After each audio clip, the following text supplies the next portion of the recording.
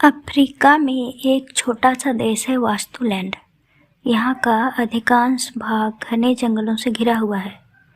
इन्हीं जंगलों के बीच काबू गांव में बिसाऊ नामक युवक रहता था। वह जंगल में शिकार करके ही अपना गुजारा करता था। एक दिन बिसाऊ जंगल में शिकार करने गया।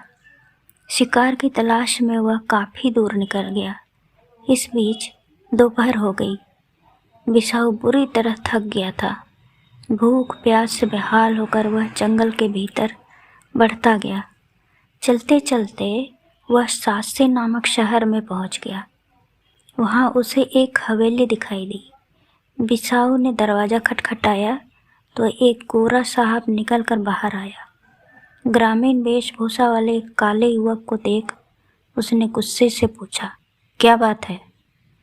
बिसाऊ सहम गया। बोला, साहब, प्यास से दम निकला जा रहा है, पानी पिलाकर रहम कीजिए। पर गोरे साहब को दया नहीं आई। उन्होंने उसे अपमानित कर बाहर निकाल दिया। बिसाऊ किसी तरह गिरते पड़ते अपने घर पहुंचा। कई महीने बाद की बात है। एक दिन वे ही गोरे साहब जंगल में शिकार खेलने गए, पर उस दिन उन्हें कोई शिकार नहीं मिला। जंगल में भटकते भटकते वह बिसाऊ के गांव में पहुंच गए। तब तक रात हो चली थी। वे एक झोपड़ी के सामने पहुंचे।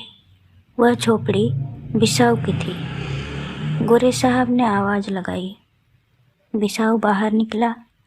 जैसे ही उसकी नज़र उन पर पड़ी, वह उन्हें पहचान गया, पर गोरे साहब उसे पहचान नहीं पाए। उन्होंने बिसाऊ से रात भर के लिए आश्रय मांगा। बिसाऊ तुरंत तैयार हो गया। उसके पास जो भी रूखा सूखा था, उसी से गोरे साहब की सेवा की। गोरे साहब को सोने के लिए अपना बिस्तर दिया और खुद जमीन पर सोया।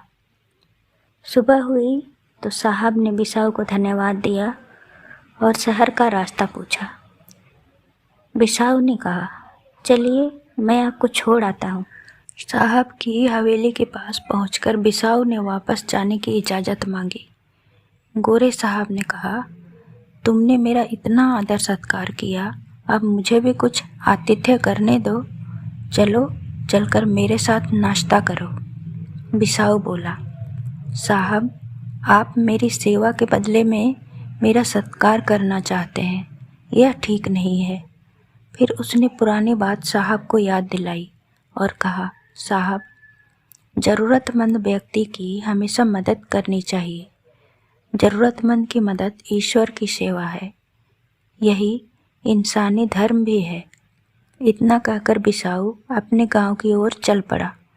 गोरे साहब का सिर शर्म के मारे झुक गया।